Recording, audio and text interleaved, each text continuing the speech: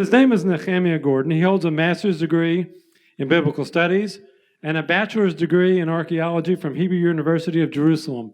Pretty impressive credentials, if I say so myself.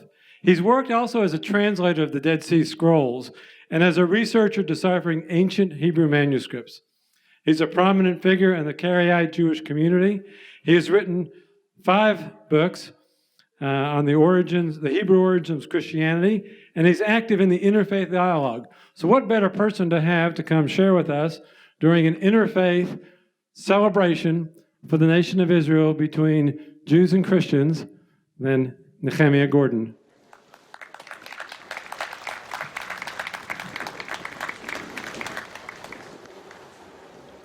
I'm going to use this one. All right. Shalom. It is really an honor and a blessing to be here on the 69th anniversary of the founding of the State of Israel, what we call in Israel Yom HaAtzmaut, Independence Day. Late in the afternoon on the 14th of May 1948, Israel declared independence. 11 minutes later, the state was recognized by Harry Truman, the President of the United States, and 3 days later by the Soviet Union. I was born and raised in Chicago, but moved to Israel in 1993. About 10 years ago, I was on a flight from Israel coming to the U.S. to visit, and the flight was connecting through Germany.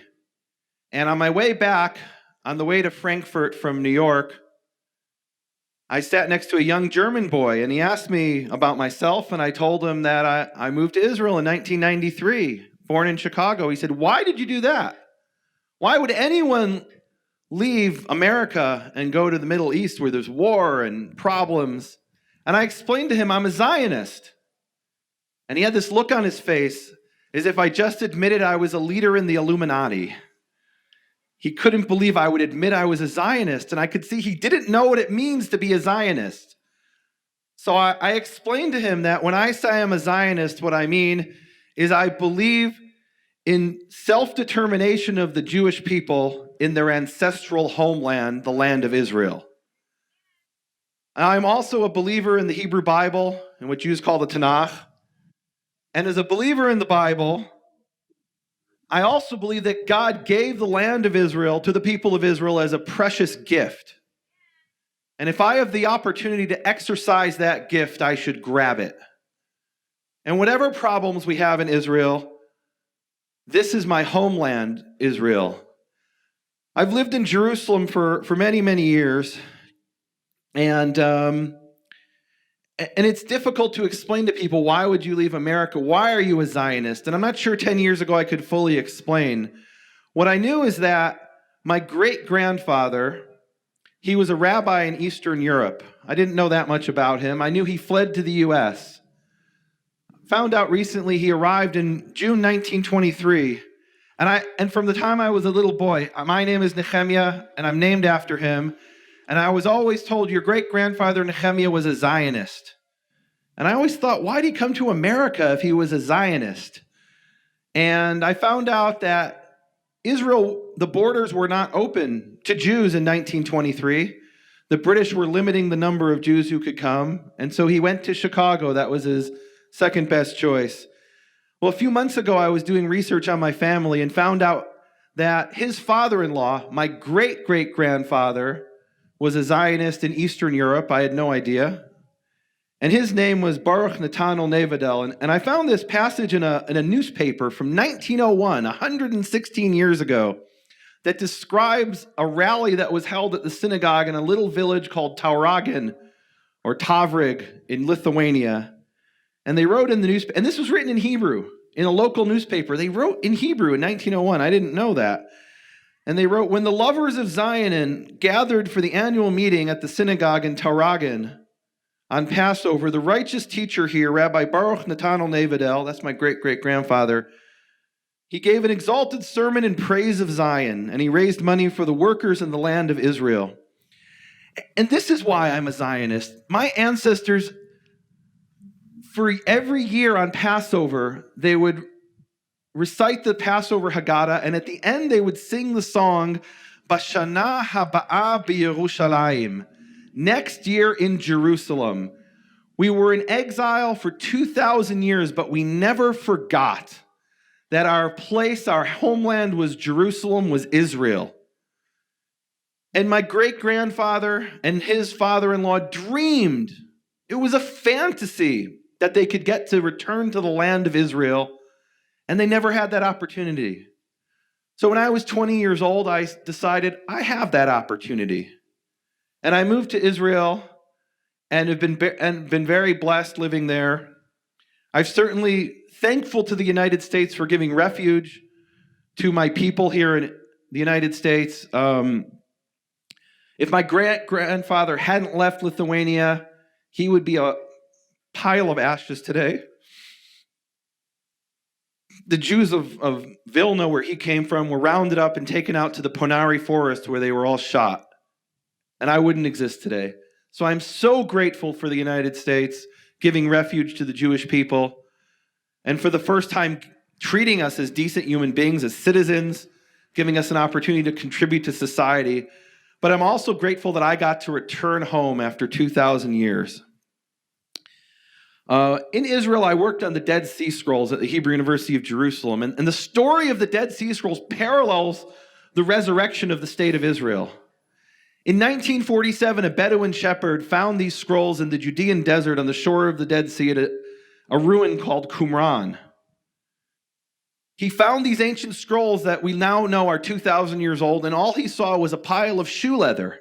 He said, I found this wonderful, valuable thing. I'll sell them to a shoemaker who will turn them into shoes. Because he was an illiterate Bedouin who he didn't know what he had. The shoemaker realized there was some strange writing and brought them to a Christian monk at the monastery of St. Mark, thinking there were some maybe Christian dialect of Aramaic called Syriac. The Christian couldn't read them, ends up eventually selling them to Professor Eliezer Sukenik of the Hebrew University of Jerusalem, who immediately recognized that these scrolls were ancient Hebrew scrolls from the period of the Second Temple period, from the 1st century, before the destruction of the temple.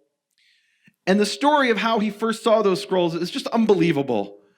It was November the 29th, 1947.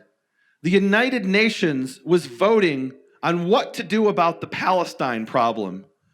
You had Jews who were now in the land of Israel demanding independence as a sovereign Jewish state, and they were fighting with the Arabs who wanted to drive them into the sea.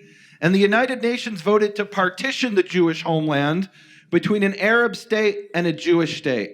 That was November 29th, 1947. On that very day, an antiquities dealer from Bethlehem brought the Dead Sea Scrolls to Professor Sukenik. And he actually there was already riots because they knew the United Nations was going to have a vote to partition Palestine between a Jewish and Arab state. So he had to meet him at the border between the Jewish and the Arab side. And over the fence, he passes him the Dead Sea Scrolls. And for the first time in 2,000 years, these scrolls are laid in a cave. And when the Romans came, they hid them in a cave. And now, 2,000 years later, for the first time, Professor Sukenik read the words, the ancient Hebrew words. On the very day that Israel was reborn and proclaimed that there would be a Jewish state, he read those words. It's unbelievable stuff. As the Jews were celebrating in the streets and the Arabs were rioting that evening, and the United Nations were casting their vote, Sukenik was poring over the scrolls to try to understand what they said. He spent months deciphering them, and he wrote in his journal. I want to read you what he wrote in his journal. There was a siege of Jerusalem. It began in December 1947, while the British were still occupying Palestine. The British would arrest Jews and confiscate their guns, but it didn't stop the Arabs from putting us under siege. People starved during this siege. It went all the way to July 1948. And during the siege, Sukenik writes, the professor who read the Dead Sea Scrolls for the first time, he says, we were cut off from the world, and even from other parts of the city of Jerusalem. For months, the quiet atmosphere of Jerusalem was shattered day and night by the thundering of enemy artillery and mortars. At the same time, the ancient scrolls were gradually being deciphered. And in them we heard the distant echoes of an ancient time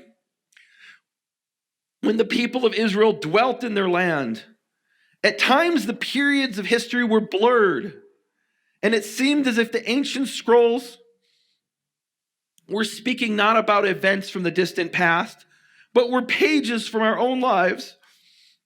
During those difficult days, we drew comfort from these ancient tattered scrolls. That sounds like some strange poetry until you've been to the land of Israel and walk the streets. I walk the streets of Jerusalem and I hear echoes of prophecies and verses I read in the Bible. I walk in my neighborhood down the street of Jerusalem, down Emek Rephaim Street, and I think of the two battles that David fought there against the Philistines. And we read about these in 2 Samuel 5, 18-24. It's the first and second battle of the Valley of Rephaim. And there's a great passage there in 2 Samuel 5:24. David has a prophecy that he receives. And the word he receives is, when you hear the sound of marching from the tops of the baka trees, then you shall charge. That is against the Philistines. For then the Lord has gone out before you to smite the camp of the Philistines. And as I walk down the streets in Jerusalem, I can hear the rustling in the eucalyptus trees, which the Jewish pioneers, when they arrived in the late 1800s, planted to drain the swamps. After 2,000 years of desolation, the country had become a mix of malarial swamp and desert. And they planted these trees, and you hear them. And I know that the God of Israel is with his people.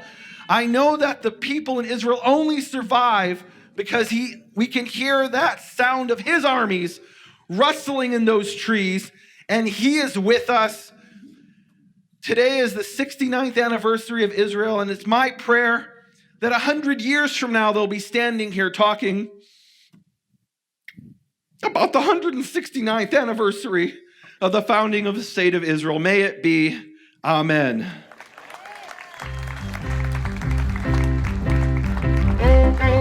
You have been listening to Hebrew Voices with Nehemia Gordon. Thank you for supporting Nehemia's McCore Hebrew Foundation.